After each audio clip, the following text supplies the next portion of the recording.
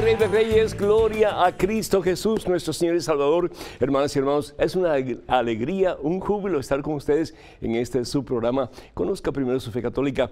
Estamos dando gracias a Dios por todo este tiempo de Semana Santa, de Pascua Florida, Resurrección que hemos vivido, y pedimos al Señor que este tiempo sea un tiempo de más renovación, de más entrega, de más cercanía a ese que es la fuente de vida y salvación eterna, que es Jesucristo. Que nuestra meta sea la santidad, que nuestra meta sea el cielo. Y eso es lo que Dios quiere para ti y para mí, en su eterna misericordia, que podamos de verdad un día contemplarlo a Él y anonadados vivir en su presencia para toda la eternidad. Hermano, hermana, hoy vamos a hacer un programa cargado de bendiciones como de costumbre, pero este yo creo que es especial.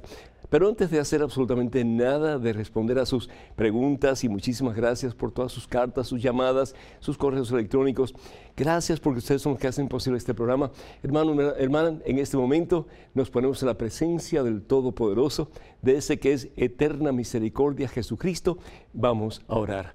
Padre misericordioso, tú eres pura misericordia, Señor. Tú eres amor puro.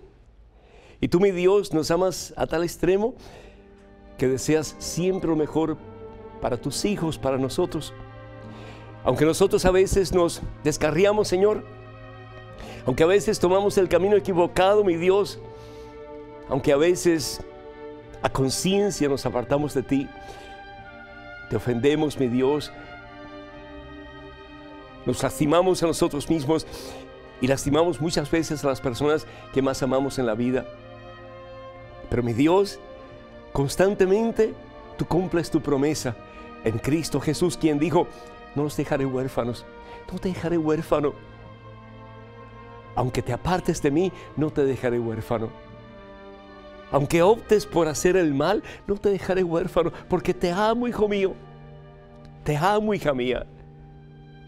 Y quiero tu mayor felicidad. Y tu mayor felicidad, tu más completa felicidad, es unión conmigo. Yo te conozco mejor que nadie. Yo te he dado la vida. Tú puedes pensar, yo sé que es lo mejor para mí, pero ¿sabes una cosa? Dios, que conoce tu realidad y tu necesidad, es el que te dice: te amo tanto que quiero lo mejor para ti, y lo mejor para ti soy yo, te va a decir el Señor. Bendice, Padre Santo, bendice, mi Dios, a cada uno de tus hijos, a cada una de tus hijas, abundantemente, Señor, con la presencia, con el poder de tu Espíritu Santo, que es amor, e impúlsanos, mi Dios, en este tiempo de Pascua Florida, a una relación más íntima con ese que es nuestra esperanza, que es nuestra vida, que es el propósito y la razón de nuestra existencia, que es Cristo Jesús el Señor. Bendice, Señor, a este hijo tuyo, con la plenitud de tu presencia en su vida, e impúlsanos, mi Dios, en el camino de la vida, en el camino de la victoria, que al fin y al cabo es Jesucristo. Que un día, Padre Santo, podamos verle cara a cara, un día podamos abrazarle, mi Dios, en ese abrazo eterno que es el cielo, en ese lugar donde ya no habrá más llanto, ni dolor, Señor, ni soledad, ni vacío, ni depresiones, ni tristezas, porque estaremos llenos de ti, mi Dios. Estaremos cimentados en ti, mi Dios. Estaremos unidos a ti, mi Dios, para toda la eternidad. Gracias, Padre Santo, porque tu misericordia es eterna, Señor, porque nunca te cansas de perdonar, porque nunca te cansas de llamarnos, porque nunca te cansas de invitarnos a caminar contigo en el camino de la vida y de la victoria, que es Cristo Jesús, el Señor. A ti, Padre Santo, a ti, mi Dios, en Cristo Jesús, gloria, honra y honor, por los siglos de los siglos. Amén, Señor, amén. Amén, mi Dios. Qué hermoso, hermanos, el poder estar un ratito, aunque sea, compartiendo con el Señor y recibiendo del Señor la fuerza, el poder, para ser un día total y completamente de Dios. Damos gracias a Dios por Andrés Guillermo Fernández de Argentina, Él da gracias por el programa y nosotros agradecemos a Guillermo por su sintonía y pide por Enriqueta, por sus hijas, Andrea, Fabiana, también por Lorena Vanessa y por Evangelina Gabriela, que el Señor les bendiga en abundancia. Además también pide por su salud. Él se enoja muy fácilmente. Y Guillermo, si te puedo dar un pequeño consejo antes de abrir la boca, y te lo dice una persona que fue muy violenta, invoca el nombre de Jesús varias veces. Jesús. En Jesús hay paz. Jesús es el príncipe de la paz. Y cuando nosotros invocamos el nombre de Jesús, nos hacemos conscientes de que Jesús está con nosotros. Y cuando estamos conscientes de que Jesús está con nosotros, comenzamos a actuar ya no con violencia, sino que en la paz de Cristo Jesús. Damos gracias a Dios por Santa Ibelice de Santo Domingo, República Dominicana. Pide por su hijo Román Fidel, que está preso. Que el Señor bendiga a Román Fidel y que este sea un tiempo de renovación espiritual y de acercamiento a Cristo Jesús, nuestro Señor, reconociendo que en los caminos del mal no se obtiene nada bueno, que solamente en el camino, que es Cristo Jesús, podemos realmente vivir una vida plena. Rosario Kiel pide por su hija Ilsi de Panamá, que el Señor le bendiga en abundancia, que el Señor la llene de su santa presencia y que cada día se sienta más cerca de Jesús, nuestro Salvador y nuestro Señor. Edith pide por su hija Silvia Carolina, que está muy agresiva, que el Señor bendiga a Silvia y que le haga entender que la agresividad no da satisfacción al corazón ni llena el ser de felicidad, que solamente la paz de Cristo Jesús lo puede hacer. Y Betty Márquez de Venezuela, que pida por su familia y que los bendiga, que el Señor los bendiga en abundancia y que cada día sus vidas estén más cimentadas en la roca, que al fin y al cabo es Cristo Jesús el Señor. Y pedimos también, hermanas y hermanos, por todos aquellos de ustedes que son miembros de la página de este servidor en Facebook, que el Señor bendiga, supla sus necesidades en abundancia en este día y por siempre. Amén. En el Evangelio según San Marcos, capítulo 10, vemos un hombre que tenía un problema muy serio. El hombre era ciego. Y nos dice la palabra de Dios que el hombre no vivía en el camino, sino que vivía a la orilla del camino.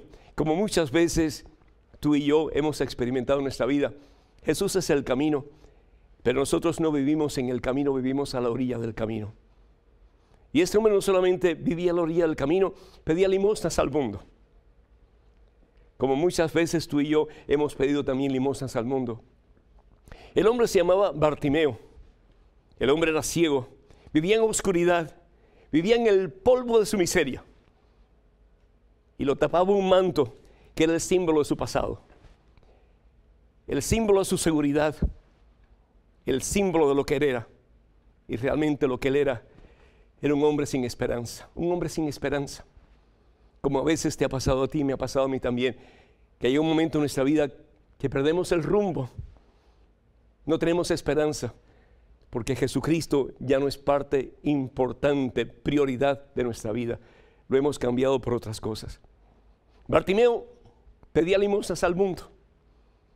¿Y cuántas veces en nuestro diario vivir no hemos pedido limosnas al mundo para en alguna forma llenar el vacío que tenemos en el corazón, para en alguna forma sentirnos un poquito en paz con nosotros mismos, sin darnos cuenta que el mundo sin Dios no nos puede ofrecer nada bueno, que el mundo sin Dios nos lleva a la ruina, al barranco, a la miseria, a la perdición? Pero nos dice la palabra de Dios que Jesús salía de Jericó.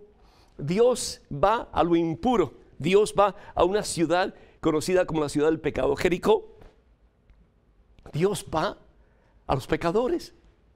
Y saliendo Dios, Jesucristo, de Jericó, este hombre se da cuenta que se acerca a Jesús. No lo puede ver, pero se da cuenta que se acerca a Jesús. Escucha que se acerca a Jesús. Tal vez tú en este momento no puedes ver la presencia de Dios por ninguna parte. Te sientes solo, te sientes vacío, te sientes frío en tu corazón, te sientes lejos de Dios. Este hombre en su oscuridad tiene dos opciones: o tratar de acercarse a Jesús, de implorarle su misericordia, o quedarse con los brazos cruzados a la orilla del camino, pidiendo limosnas en su miseria y en su oscuridad. Y nos dice la palabra de Dios que comienza Bartimeo a gritar: Jesús, hijo de David, ten compasión de mí, es decir, ten misericordia de mí. La palabra de Dios es muy clara, hermanos. Bartimeo sabe que si hay uno que lo puede sacar de la miseria en que él se encuentra, es Jesucristo. Que si hay alguno que le puede dar vida nueva, es Jesucristo. Que si hay alguno que puede sacarlo de la oscuridad, de la suciedad en que está metido, es Dios. Y sigue pidiendo. ¿Cuántas veces tenemos que pedirle a Dios para que se conceda un milagro? ¿Cuántas veces tenemos que implorarle a Dios para que nos saque de la suciedad, del vacío, de la miseria en que estamos metidos? Hermanos, las veces que sea necesario. Es importante la perseverancia en la oración, no darnos por vencidos. El Señor Jesús bien lo dice: el que persevera alcanza, el que persevera será salvo. Dios es misericordioso y Dios hace la obra grande, el milagro portentoso en la vida de Bartimeo. Y Bartimeo puede ver la misericordia de Dios. La compasión, la misericordia en la teología cristiana es una acción del corazón, el amor del corazón que se da al otro para el bienestar del otro. Es algo activo, es algo que busca el bienestar de la otra persona. Esa es la misericordia, y el más misericordioso de todos, el más compasivo de todos, es Dios. Dice la palabra de Dios en Juan capítulo 3, versículo 16: tanto amó Dios al mundo, tan grande ha sido su misericordia por ti y por mí, que nosotros, cuando estamos destinados al infierno por nuestro propio pecado, por nuestra propia soberbia, envió a su único Hijo. Dios envió a su único Hijo a nosotros, que realmente delante de Dios no somos nada. Pero dice la palabra de Dios que somos como la niña a los ojos de Dios. Y más tarde vamos a comprender que Dios nos ama tanto que valemos su propia sangre, hermano. Tú vales la sangre de Cristo Jesús.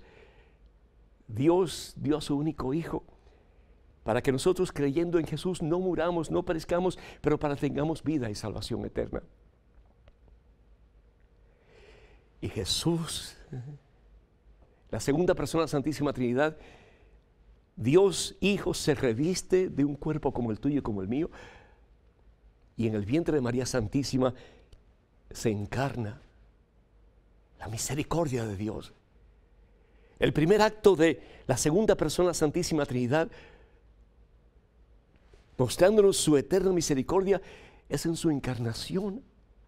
Jesús se hace uno como nosotros. Dice la palabra de Dios en Filipenses capítulo 2, versículos 4 al 6, que no solamente deja su condición divina, sino que se hace uno como nosotros, y más aún se rebaja. Dios se rebaja por amor a ti. Hablar de misericordia, se rebaja por amor a ti, y se rebaja hasta la muerte, y muerte en una cruz. Bendito sea Dios. Jesús que sana al leproso, Jesús que da vista al ciego, Jesús que levanta al caído, Jesús que resucita al muerto, todo por amor, pura misericordia de Dios. Y la expresión máxima de la misericordia de Dios, para mí por lo menos, la encontramos en el Evangelio según San Lucas capítulo 24. Perdón, vamos a ver si estoy correcto en esto o no. En el capítulo, vamos a ver acá, la misericordia de Dios. Lucas capítulo 23, versículo 40 en adelante. Bendito sea Dios. Ahí está Dimas, que nos representa a la mayoría de nosotros, porque todos hemos pecado, dice San Pablo, y todos nos hemos apartado de la gracia de Dios. Pero ahí, en la miseria de Dimas, cuando Dimas le dice a Jesús: acuérdate de mí cuando estés en el paraíso. ¿Qué es lo que hace Jesús en su divina misericordia? Abraza a la persona de Dimas a través de su amor y le dice: hoy mismo estarás conmigo en el paraíso. Lo perdona, lo levanta de su miseria y le da la oportunidad de un nuevo comienzo. Hermanos, ¿cómo tenemos que aprender de Jesús? ¿Cómo tenemos que aprender de Dios? ¿Por qué tantos problemas en la iglesia? Por falta de amor. ¿Por qué tantos problemas en tu casa y en la mía? Por falta de amor. ¿Por qué tantos problemas en el mundo en que vivimos? Por falta de amor, que al fin y al cabo se traduce por falta de Dios. En este tiempo de renovación, de Cuaresma, perdón, de Pascua, que nosotros tomemos la decisión más importante de nuestra vida, y es vivir una vida nueva, ya no en la miseria del mundo, sino que en el amor que nos lleva a la plenitud de la vida, que al fin y al cabo es Jesucristo. Me gustaría muchísimo que se hicieran miembros de la página de Facebook de este servidor. Todo lo que tienen que hacer es ir a facebook.com/EWTN Español. Facebook.com/EWTN Español. Vamos a una pequeña pausa, pero regresamos en cuestión de momentos. Así que, hermanas y hermanos, por favor no se vayan, quédense con nosotros.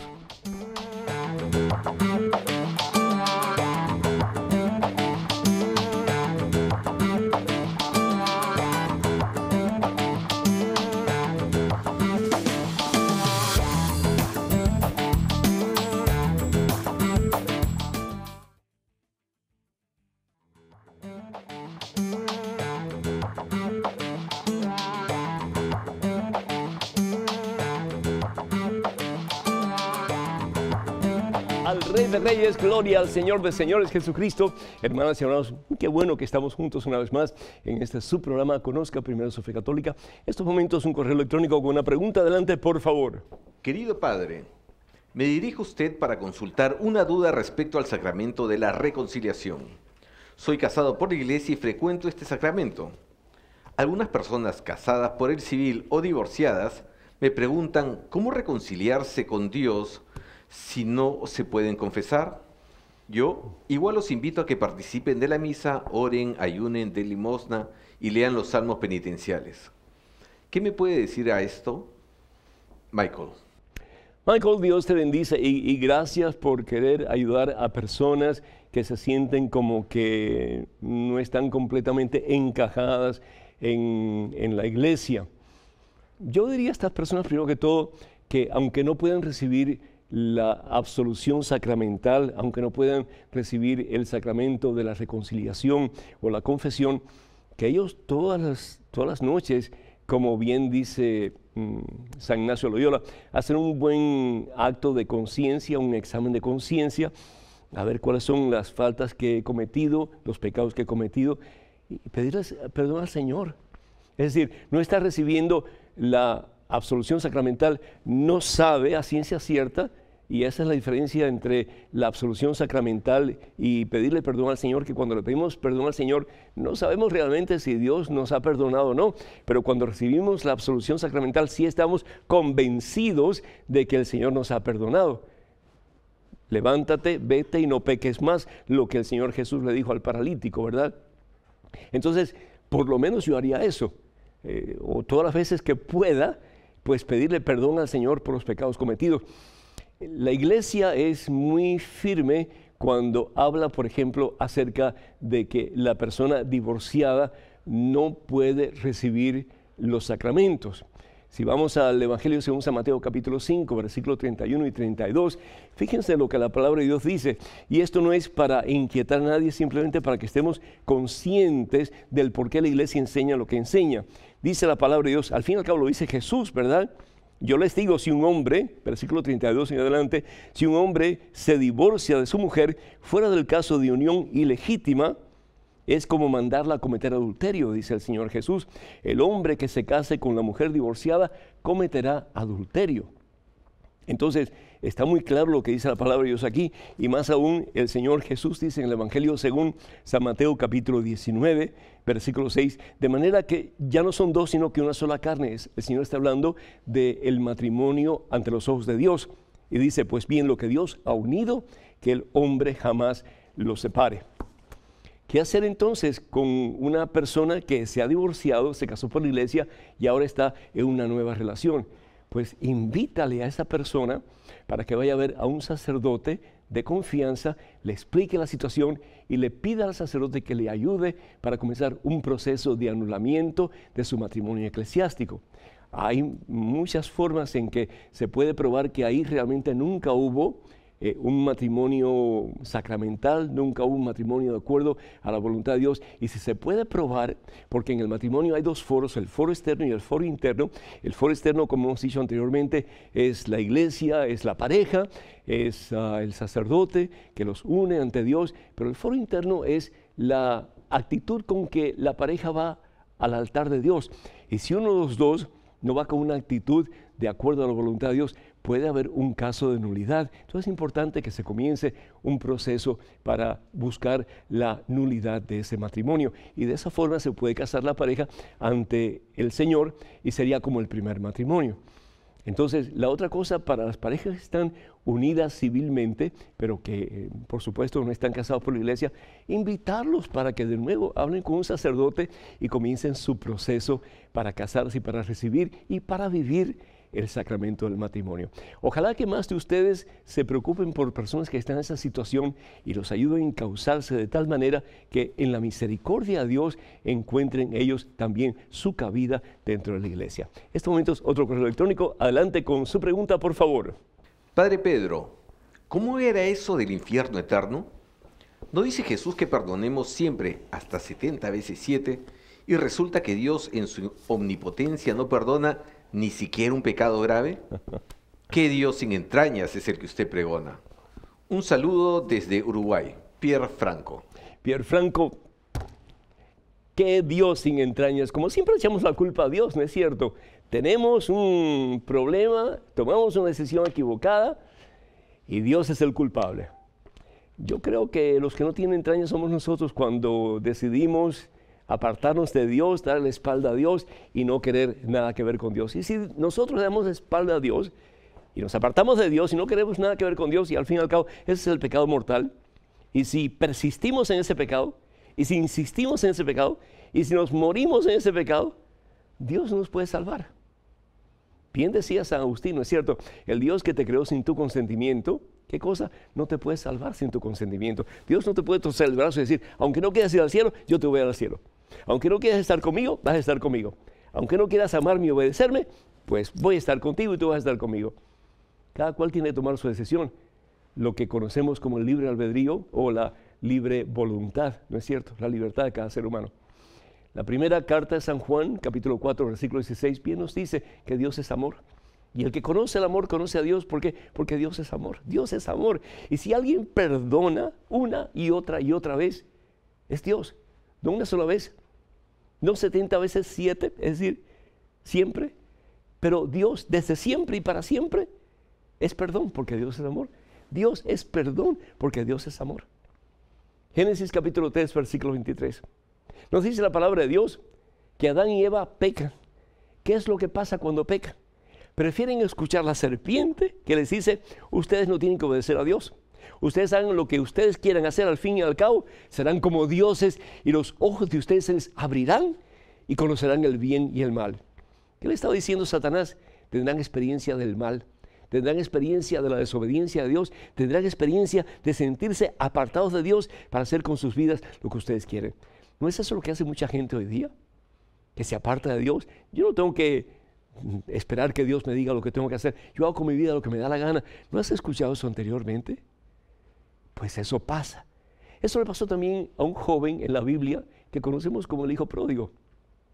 El hijo pródigo en el Evangelio según San Lucas capítulo 15, versículos del 14 en adelante, se va a tierras extrañas para hacer lo que él quiere. Se aparta de la casa de su padre, no quiere nada que ver con su padre. Lo que quiere es divertirse de acuerdo a sus propios deseos, de acuerdo a su propia carne. Lo derrocha todo, lo pierde todo. Pierde hasta su propia dignidad porque tiene que cuidar cerdos. Y lo que él quiere comer, no lo puede comer porque es el alimento que le dan los cerdos. Imagínense ustedes. Pero sin embargo toma una decisión en un momento de su vida y dice, no me voy a quedar aquí en esta miseria. Me levantaré y volveré a la casa de mi padre. Volveré, ¿a dónde? A la casa de mi padre. Volveré donde mi padre. Y eso es todo lo que Dios espera. Dios está más que dispuesto a perdonarnos. Dios es el Dios de la segunda oportunidad, de levantarnos, de sacarnos de la miseria en que estamos metidos y darnos una vida nueva. Pero depende de ti, depende de mí. No le eches la culpa a Dios por algo que es tu decisión y la mía. Si nosotros morimos en estado de gracia, es decir, en reconciliación con Dios, vamos al cielo. Y Dios va a luchar hasta el último momento de nuestra vida para que nos podamos reconciliar con Él y para que Él, a través de su pasión, muerte y resurrección, nos pueda levantar y nos pueda hacer uno con Él para siempre. Pero al fin y al cabo, la decisión es tuya y es mía. Tenemos en estos momentos otro correo electrónico. Adelante, por favor. Padre Pedro, quisiera saber de dónde se originó el mal. Si Dios no lo creó, ¿cómo se originó? Edith. Edith, muchísimas gracias. Pues muy interesante la pregunta. De acuerdo a la teología cristiana, el primero que se aparta de Dios, el primero que desobedece a Dios, el primero que peca es Lucifer. Lucifer conocemos como un ángel dotado de extrema belleza, de un conocimiento de Dios superlativo, un ser agraciado en todo el sentido de la palabra. Pero a veces, desafortunadamente, cuando una persona es muy agraciada, cuando una persona es muy apuesta, cuando una persona está llena de virtudes, la persona puede caer en lo que conocemos con el pecado de vanidad. Y eso es precisamente lo que pasa a Lucifer. Lucifer se dejó llevar por su vanidad, se dejó llevar por su orgullo, se dejó llevar por su soberbia. Y si vamos al libro de Ezequiel, en el capítulo 28, la palabra de Dios dice así, fíjense, comenzando con el versículo 12, tú eres la obra maestra. Lucifer era una criatura hecha por Dios, pero era como que la obra maestra de Dios, lo más bello, lo más hermoso que había hecho Dios. Lleno de sabiduría. ¿Por qué? Porque tenía un conocimiento de Dios perfecto. Y de una belleza perfecta, dice la palabra de Dios. Dice, sobre ti solo habían piedras preciosas, es decir, lo más exquisito, lo más maravilloso. ¿Sí? Dice, desde el día en que fuiste creado, tu conducta había sido perfecta. Claro, él amaba a Dios, él estaba cerca de Dios, él tenía un conocimiento perfecto de Dios. Pero ¿qué pasó? Hasta el día en que el mal se anidó en ti, la soberbia comenzó a acrecentarse dentro de Lucifer, y ya Lucifer no tenía como centro a Dios, sino que comenzó a tenerse a sí mismo como su propio centro. Y entonces dice, te llenaste de violencia y pecaste. Tu belleza te hizo perder la sabiduría. Tu belleza, es decir, tu vanidad, tu orgullo, tu soberbia, te hizo perder tu relación con Dios. Porque Lucifer se convirtió en su propio Dios. Qué pena, qué pena. Desafortunadamente, así nos pasa muchas veces a nosotros. En vez de tener a Dios como centro y Señor de nuestra vida, somos nosotros. Y al ser nosotros, si no cambiamos esa actitud y volvemos a poner a Dios, por mucho que Dios quiera, no podemos cambiar. Porque si estamos empecinados en hacer lo que queremos nosotros y no la voluntad de Dios, no podemos estar en relación con Dios y por lo tanto al cielo no podemos ir. Eso le pasa a Lucifer y eso puede pasarle a muchas personas también que no toman la decisión de poner a Jesucristo como Señor y Salvador de sus vidas. Este es el momento, hermano. Este es el día de tu victoria, dice la palabra de Dios. En estos momentos vamos a ir a una pausa pequeña, pero quiero decirles que tenemos todos estos programas de televisión en YouTube y pues todo lo que tienen que hacer es ir a youtube.com/EWTN. Repito, youtube.com/EWTN. Vamos a una pequeña pausa, regresamos en cuestión de momentos, así que hermanas y hermanos, por favor no se vayan, quédense con nosotros.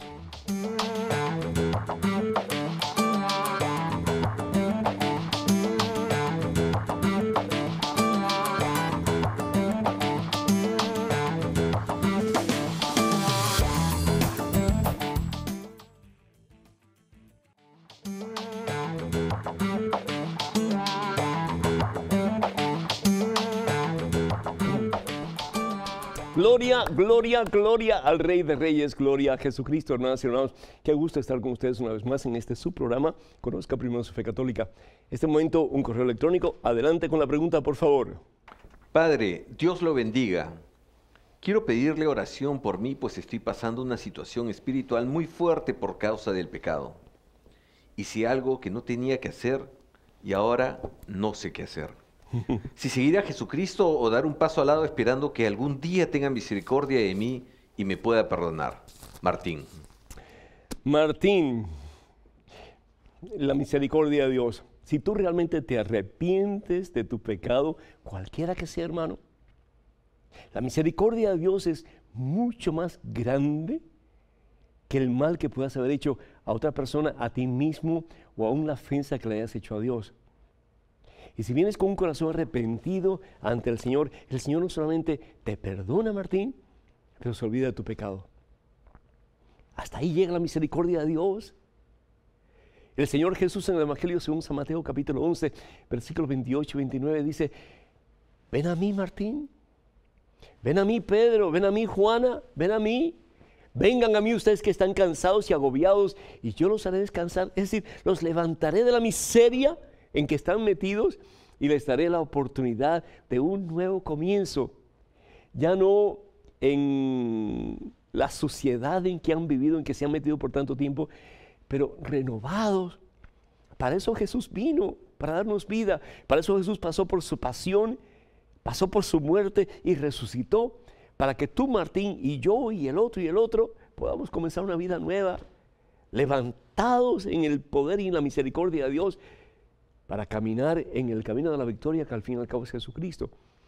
Entonces, en el nombre del Señor Jesús, yo te exhorto para que tú vayas a ver un sacerdote, para que tú vayas con ese corazón arrepentido por lo que has hecho, si es posible, y ojalá que el sacerdote te lo diga, si has dañado a alguien, que puedas enmendar el daño que has hecho. Y si te has dañado a ti mismo en formas que sientes que no hay perdón para ti, que tú puedas, con la gracia de Dios, recibir el poder para tú perdonarte a ti mismo y comenzar de nuevo. Y te pido que comiences a frecuentar la Eucaristía, a Jesús que se nos da en cada Santa Comunión, para que tú puedas fortalecerte y de verdad olvidarte del pasado, como dice San Pablo, poner el pasado atrás y tener una meta y correr hacia esa meta, que es unión con Cristo y un día unión con Cristo para siempre. Martín, cuenta con nuestras oraciones, no te des por vencido, porque en Cristo todo lo podemos y en Cristo hay victoria.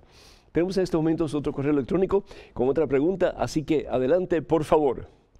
Padre Pedro, tengo una tía que es cristiana y siempre me dice que me tengo que bautizar, ya que el bautizo de la Iglesia Católica no cuenta. Yo no quiero bautizarme de nuevo porque ya fui bautizada en la Católica.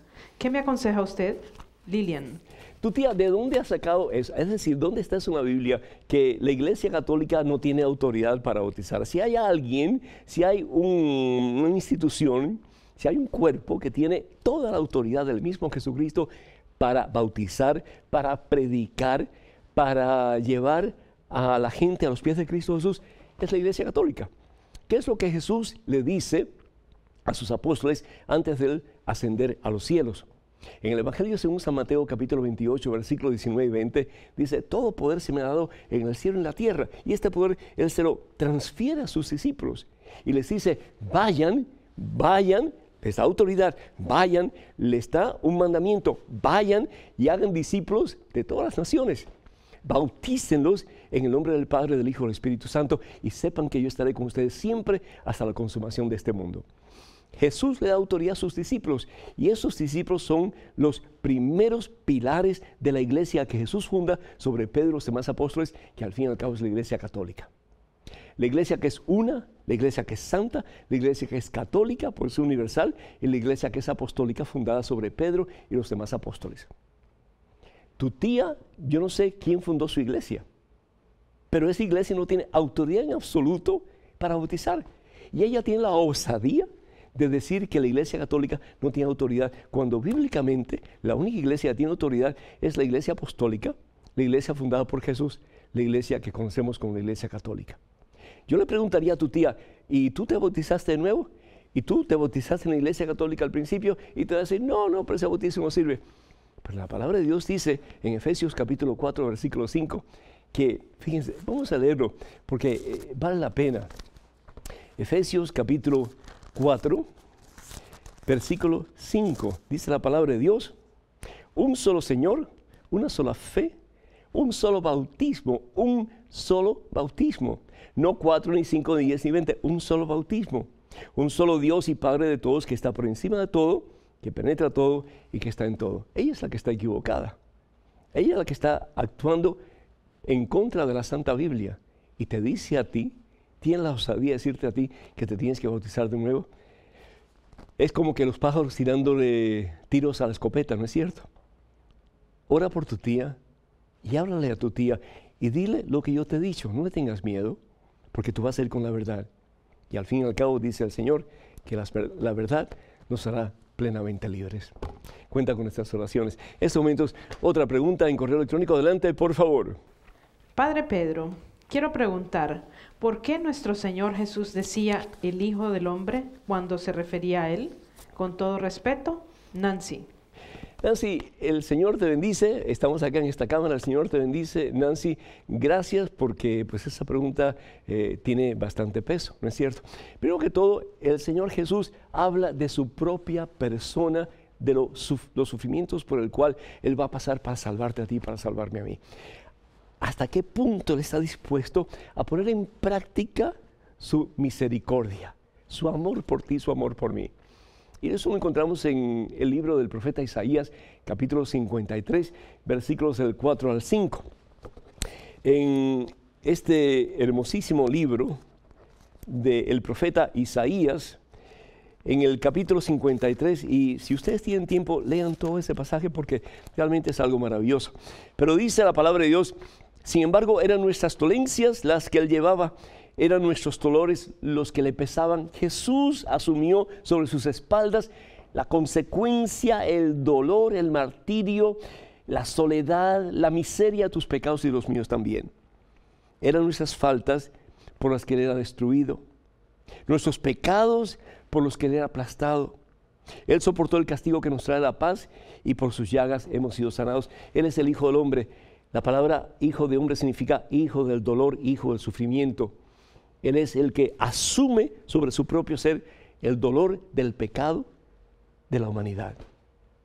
Pero también, si bien es cierto que Él es el Hijo del Hombre, en ese aspecto, Él es el Hijo del Hombre también porque Él es el esperado Mesías, el ungido de Dios que viene para liberarnos y para darnos la oportunidad de un nuevo comienzo. Si vamos al libro de Daniel en el capítulo 7, el libro de Daniel en el capítulo 7, versículo 13 en adelante, dice la palabra de Dios, y esto es una profecía de lo que Jesús va a hacer.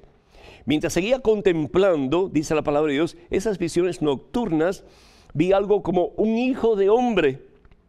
Y aquí estamos hablando del ungido de Dios, del Cristo, que venía sobre las nubes del cielo, es decir, con poder, con autoridad. Se dirigió hacia el anciano y lo llevaron a su presencia. ¿Quién es el anciano? Nuestro Padre Dios, ¿verdad? Se le dio el poder, la gloria, la realeza, y todos los pueblos y naciones y lenguas le sirvieron. Su poder es el poder eterno que nunca pasará. Su reino no será jamás destruido. Ese es Jesucristo. Ese es el Hijo del Hombre. Pero que viene como Mesías, viene como Señor de la historia, viene con poder porque al fin y al cabo Él es Dios. Entonces, eso es lo que significa el título Hijo de Hombre, que Jesús lo asume en el Evangelio según San Mateo, capítulo 24. Hermanas y hermanos, me gustaría muchísimo que se hicieran miembros de la página de Facebook de este servidor. Todo lo que tienen que hacer es ir a facebook.com/EWTN Español. Vamos a una pequeña pausa, pero regresamos en cuestión de momentos. Así que, hermanas y hermanos, por favor no se vayan, quédense con nosotros.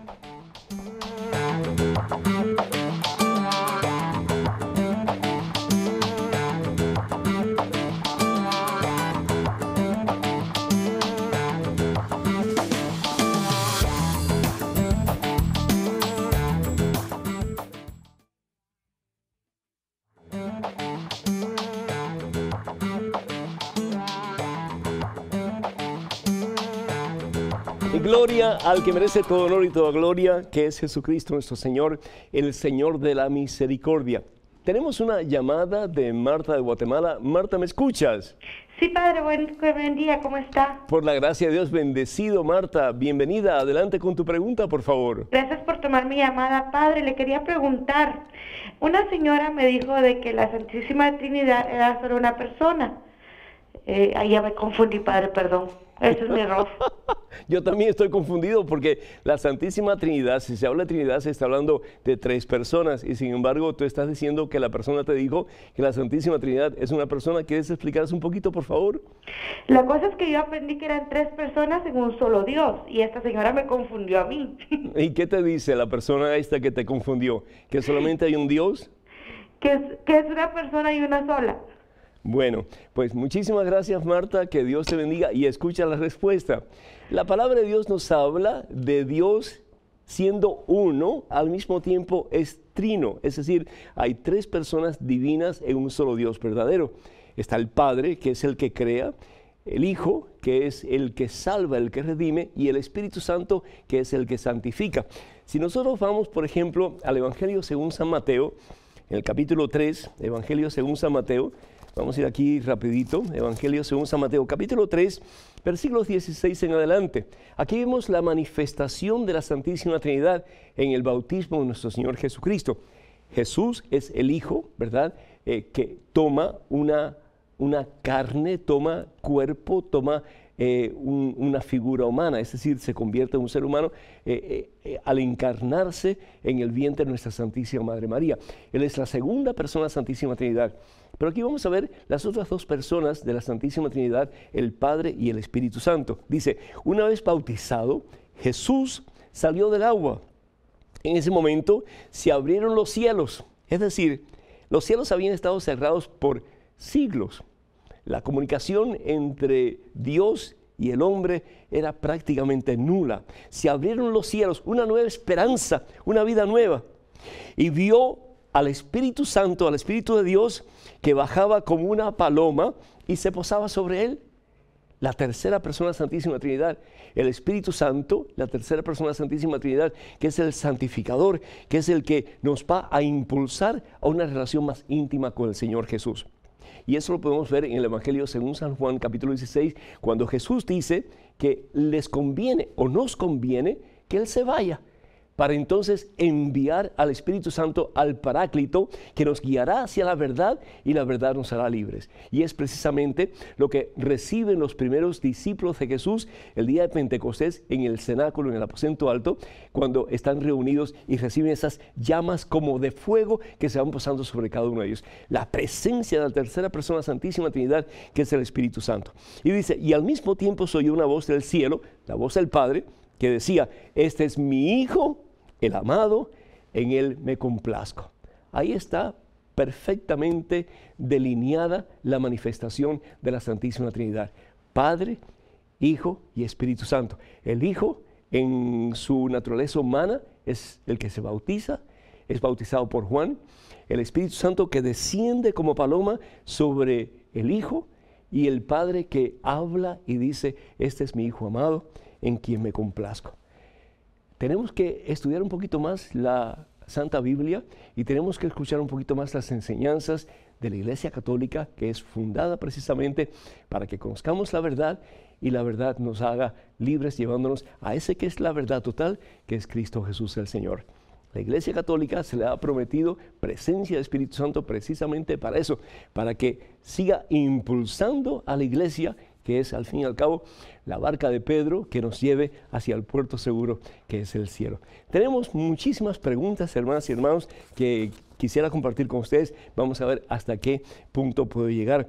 Una es de Mónica de Guanajuato, México, que dice, si una persona no es bautizada en la Iglesia Católica, ¿se puede casar en la Iglesia Católica? ¿Es eso válido? ¿Es válido el matrimonio?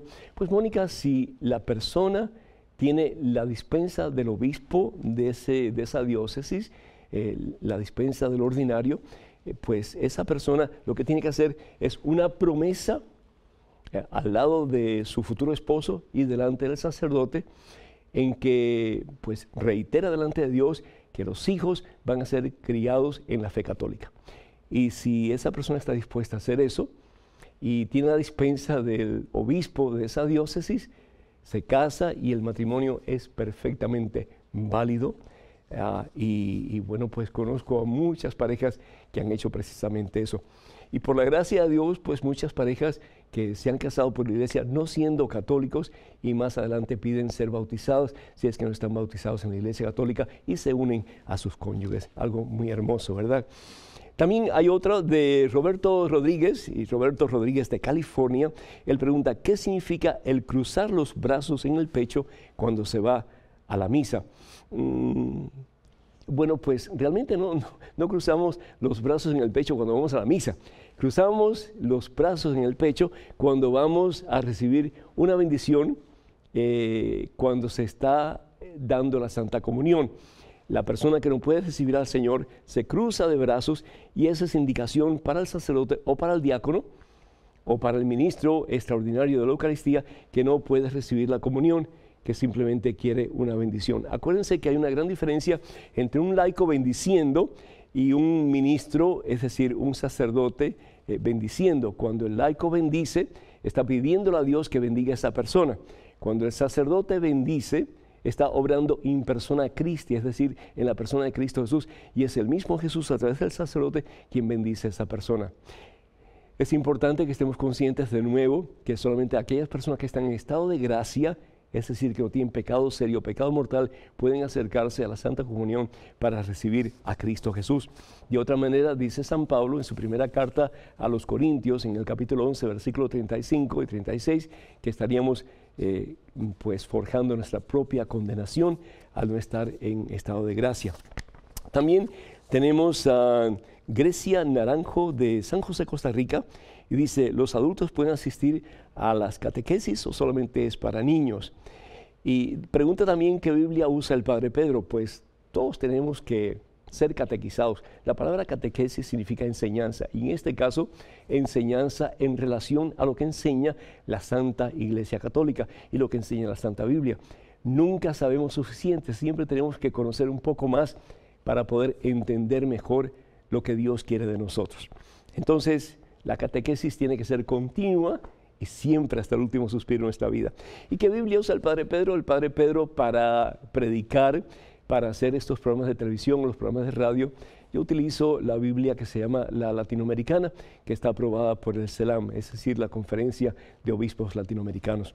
Y es muy buena para mí en el sentido de que es muy manejable y el vocabulario, la forma de expresión es muy simple, muy sencilla y pues todo el mundo la puede entender. Así que esa es la que uso. Y la otra pregunta que hace Roberto Rodríguez de California es qué significa la iglesia antigua o la iglesia tradicional. Cuando se habla de la iglesia antigua católica, se está hablando de una iglesia que no es católica romana, es decir, no es una iglesia que está en comunión con el Santo Padre. Entonces es una iglesia que se ha apartado de la comunión con la iglesia de Roma. Eso, por ejemplo, ha pasado con los lefebristas, el arzobispo Lefebvre, que se apartó también y comenzó pues su propio grupo, su propia secta, su propia iglesia, apartado de la iglesia de Jesucristo, que es la iglesia católica. Entonces tenemos que tener cuidado hacia dónde nos dirigimos y tener, de ser posible, un buen director espiritual que nos ayude a tomar decisiones correctas. ¿Para qué? Para que más y más la misericordia de Dios nos embriague y podamos vivir en ese amor eterno de Dios cada día más y más hasta el último suspiro de nuestra vida, con personas que nos ayuden en ese caminar hacia Dios. Quiero decirles que vamos a tener un peregrinaje que va a estar, pero excelente. Eso va a tomar lugar los días del 18 al 24 de octubre de este año. Lo va a hacer el Ministerio Mensaje, que es el ministerio que yo dirijo en Nueva Orleans, la casa de ustedes. Y de nuevo, para más información sobre este peregrinaje que va a estar excelente, vamos a ir a Tierra Santa, vayan a mensaje1.com, mensaje1.com. Quiero decirles también que los días 26 y 27 del mes de abril vamos a estar, con el favor de Dios, y digo vamos, pues voy a estar con el favor de Dios en Washington, D.C., retiro de aniversario, con el tema o el lema Jesús quiere sanarte hoy. Y esto va a ser presentado por la Renovación Carismática, la Iglesia Sagrado Corazón, y el dirigente con quien se pueden comunicar se llama Oscar Valles, y el teléfono de Oscar es el 301-356-5693. Repito, Oscar Valles es la persona con quien ustedes deben comunicarse y el teléfono es 301-356-5693.